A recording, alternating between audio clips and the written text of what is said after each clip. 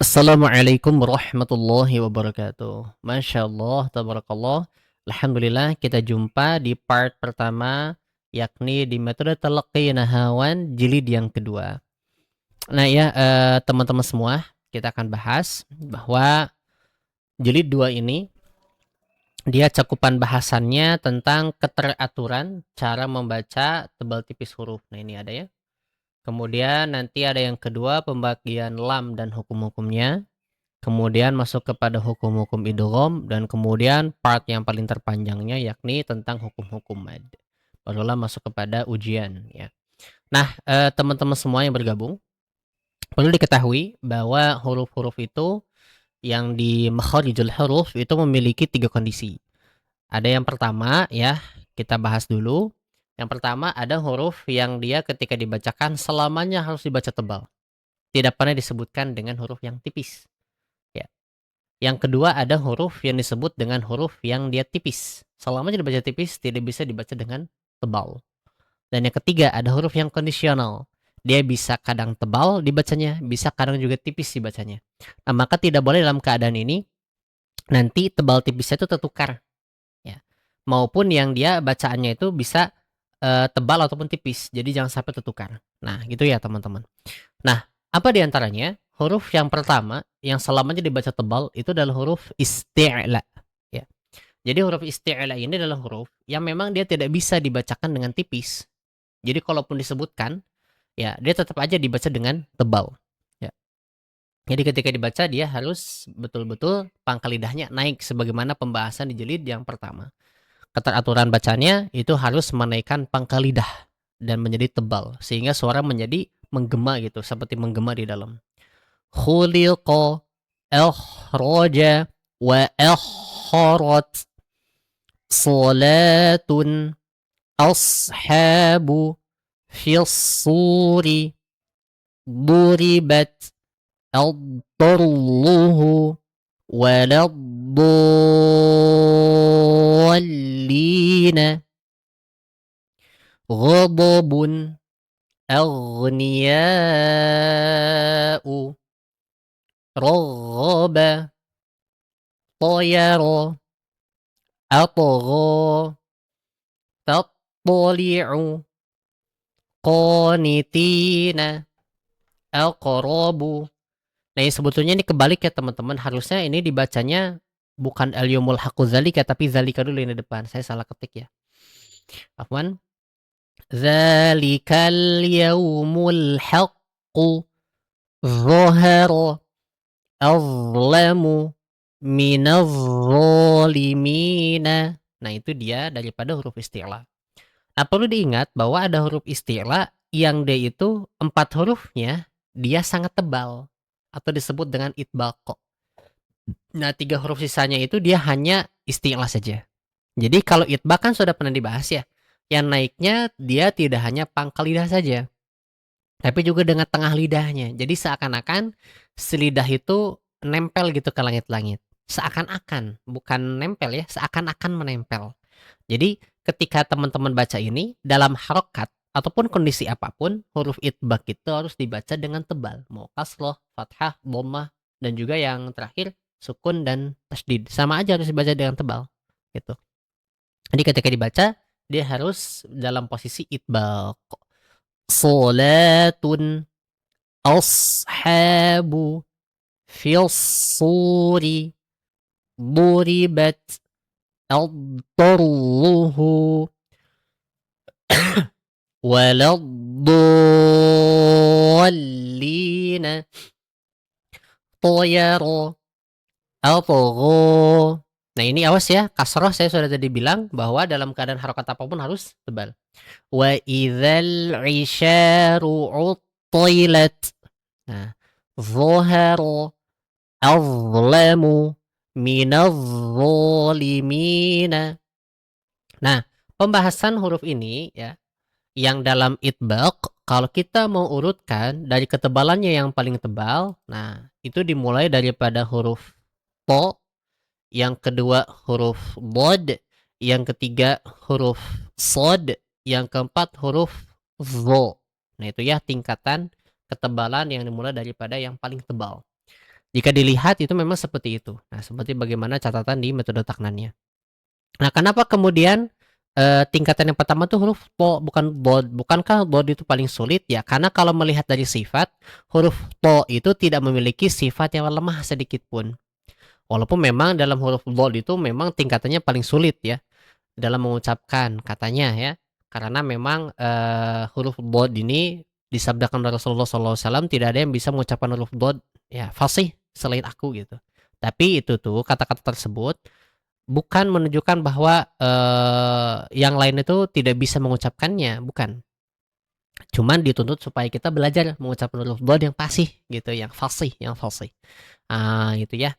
Jadi ingat ya, huruf-huruf ini, huruf itbal kok harus dalam keadaan hurufnya itu tebal dalam harokat apapun. Nah, itu ya. Baik, kalau kita merujuk kepada tingkatan secara harokat, ya, saya ulang ya, tingkatan ketebalan secara harokat dalam huruf-huruf ini yang isti'la ya, yang isti'la, saya ulang, tingkatan huruf-huruf yang tebal secara dalam huruf isti'la itu nanti ada 4. Ini saya dapat dari Syekhani Muhammad Shalih, guru saya sendiri. Jadi teman-teman catat ya. Yang pertama, yakni ada huruf tebal berharokat fathah, setelahnya ada alif. Contoh, waladhdallin. Waladhdallin itu kan huruf dhad tebal, kemudian ada alif ya. Nah, itu harus dibacakan dengan tebal ya. Dan dia tingkatannya yang paling pertama. Waladhdallin. Jadi harfil isti'la ya, huruf isti'la, kemudian dia harakatnya fathah, biharakatil fathah, kemudian ba'daha alif. Setelahnya ada huruf alif. Nah, yang kedua, dia ada huruf yang tebal atau huruf isti'la, harfil isti'la biharakatil fathah faqat. Dia dengan harakat fathah saja. Ya. Nah, yang ketiga ada huruf yang tebal, harfil isti'la biharakatil dhammah. Yakni dia huruf isti'la yang dia berharakat dhammah saja. Dhammah. Dhammah faqat. Kemudian yang terakhir, nah yang keempat ini. Nah, huruf isti'la, harfil isti'la bil harakatil kasro. Huruf isti'la yang dia berharakat kasro. Jadi 4 tingkatan ya teman-teman yang kita bisa tahu bahwa huruf tebal yang dia berharokat, nah yang paling pertama, kedua, ketiga, keempat itu sudah ada susunannya. Pertama yang tadi dikatakan yakni huruf tebal berharokat fathah, kemudian setelahnya ada alif. Yang kedua, huruf tebal berharokat fathah saja. Yang ketiga, berharokat dhammah saja. Yang keempat, berharokat kasrah. Nah, itu ya. Nah, kemudian di sini ada huruf yang istilah saja. Tidak ada itbaqnya karena memang dalam secara sifat seperti itu. Nah, ini adalah hurufnya qaf ghain dengan kha. Jadi ketika dibaca dia tidak perlu sangat tebal. Jadi qanitina, enggak, biasa saja ya. Qanitina seperti itu. Al-qarabu dzalikal yaumul haqqu ghadabun aghniya'u raghaba khuliqa akhraja wa akharat. Nah, itu daripada huruf istilah yang bukan itbaq. Nah, kemudian kalau misalnya kita urutkan dari huruf yang dia sangat tebal tingkatannya di istilah saja, itu dimulai dari qaf, kemudian yang kedua ghain, yang ketiga kha. Nah, jadi kalau misalnya kita urutkan huruf istilah semuanya, ya, yang paling tebal huruf istilah semuanya dari tingkatan yang paling tebal dimulai dari to, kemudian bod, kemudian sod, kemudian dho, kemudian qaf, kemudian ghain, kemudian kha.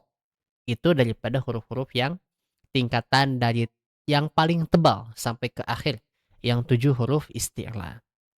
Nah, barangkali teman-teman harus tahu juga, dari huruf-huruf isti'la ini harus kita melihat bahwa ada keadaan yang disebut dengan tafkhim nisbi. Nah, ini nanti yang dituliskan oleh Ustadz Laili Al-Fadli dalam Syarah Tuhfatul Atfal bukunya. Bahwa nanti ada 3 kondisi.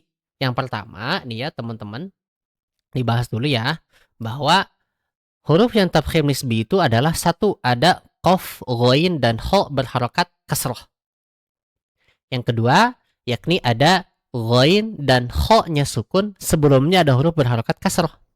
Dan yang ketiga, nanti ada ghain dan kho sukun, sebelumnya ada huruf ya sukun atau ya sakinah. Jadi ketika dibacakan, prakteknya itu dia nggak tebal sebagaimana kita mengucapkan huruf ko, ya, huruf gho, huruf kho, nggak seperti itu. Tapi dia agak senyum sedikit, ya.